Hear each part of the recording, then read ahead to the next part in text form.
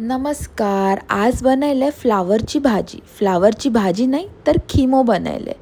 Flower घेतलं आहे, कुकरला लायलं आहे, 3-4 शिट्टी काढून घेतलं आहे आणि एका साईडी कांदा टोमॅटो छान तेलात फ्राय करून घेतलं आहे आणि आपले घरगुती मसाले ॲड केले. कोल्हापुरी मसालो ॲड करा, खूप मस्त लागता.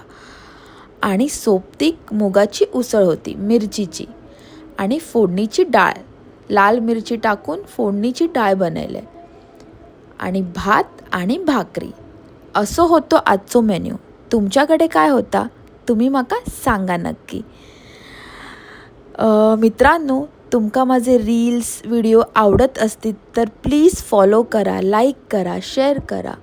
भरपूर प्रेम द्या माझ्या चॅनलाक, प्रभूंची मेजवानी आणि पाहुणचाराक.